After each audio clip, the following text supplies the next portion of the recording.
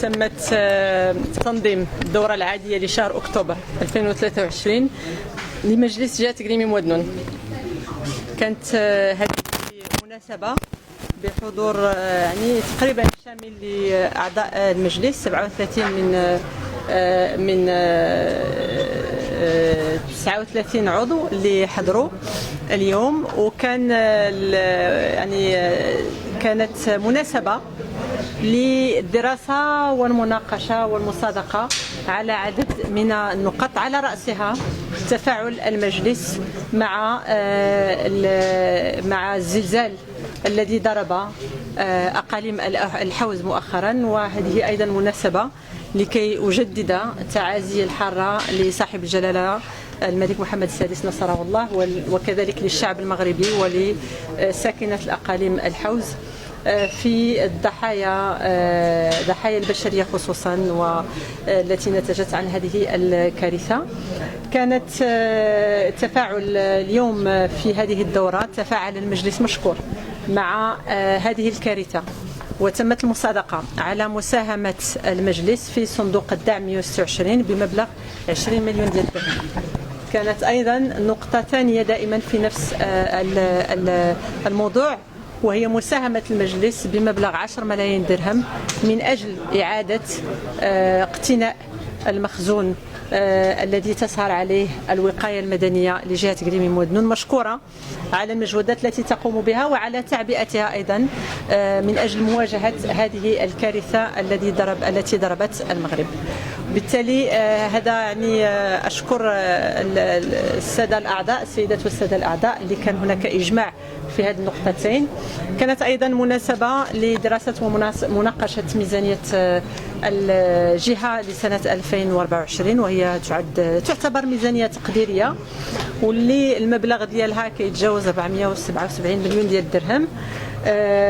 باختصار، نسبة التجهيز أو الاستثمار في هذه الاتفاقية هي في حدود أو تتجاوز 85% من الميزانية اللي كتمشي للاستثمار وللتجهيز، لكي يبقى المجلس دائما محافظ على قدرته الاستثمارية وأيضا على التزاماته في جميع البرامج التي وقعنا عليها، وعلى آخرها هو برنامج التنمية المندمج الذي صدق عليه المجلس والذي أيضا تم التأشير عليه. كانت أيضا مناسبة للمصادقة على اتفاقية شراكة مع وزارة التجهيز فيما يخص استكمال وتقوية الشبكة الطرقية من أجل فك العزلة على الجهة، ومن أجل النهوض والاستدراك الخصاص الذي تعرفه الجهة، واللي فيها مبلغ إجمالي كيتجاوز 2,270 مليون درهم ما بين الجهة ووزارة التجهيز، واللي كانت أيضا موضوع لقاء ترأسوا معنا هنا بالمجلس السيد وزير التجهيز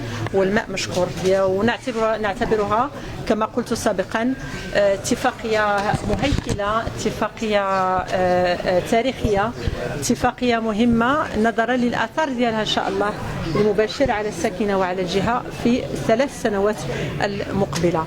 كانت أيضا اليوم خلال هذه الدورة كانت مناسبة للدراسة والمصادقة على عدد من الاتفاقيات اللي عندها طابع اجتماعي واقتصادي، على رأسها اتفاقيتين مع مؤسسة محمد الخامس ومع الوكالة الوطنية لتنمية المجال الجاف وهي لونزوا، واللي الواحات هنا تنمية الواحات لونزوا، واللي كانت الجهة يعني مساهم كبير في هذه الاتفاقيات، والهدف منها هو تشجيع الاقتصاد أو تشجيع المستثمرين أو المقاولة الجد صغيرة، وكذلك تشجيع الاقتصاد عند تعاونيات ومجموعات تعاونيات.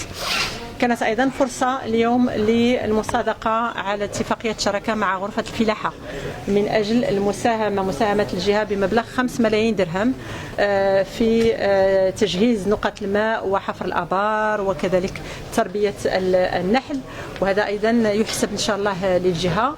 وكان الشق الاجتماعي جد متواجد، حيث تمت المصادقة على عدد من الاتفاقيات، على رأسها مساهمة أو دعم الجهة لمراكز تصفية الدم بجميع أقاليم الجهة، كذلك دعم الجهة لتسيير دور الرعاية الاجتماعية، دور الطالب إلى غير ذلك، مؤسسات الرعاية الاجتماعية. فرصة أيضا وهذه جد مهمة أننا اليوم صدقنا على نقطة مهمة، هي منح أو مساهمة الجهة لإعطاء منح للفتيات، وهما منح لالا مريم التي تسهر عليها أو يسهر عليها الاتحاد الوطني للنساء المغربيات الذي تترأسه الأميرة الجليلة لالا مريم. وكانت أيضا فرصة للمصادقة على اتفاقية دعم للمخيمات الصيفية لأطفال الجهة. وأخيرا كانت أيضا فرصة لتجديد اتفاقية شراكة مع شركة العربية للطيران، وإعطاء أو المصادقة على مبدأ اللجوء إلى القروض الدولية، وأيضا المناقشة أو دراسة إمكانية اللجوء إلى هذه القروض من أجل تمويل المشاريع المقبلة. وبالتالي نعتبر أن الحمد لله كان التصويت بأغلبية مطلقة، وأيضا بإجماع في بعض النقاط على الدورة. تم التصويت على جميع النقاط 19 نقطة، والعمل يستمر ونتمنى إن شاء الله النجاح لمجلسنا الموقر.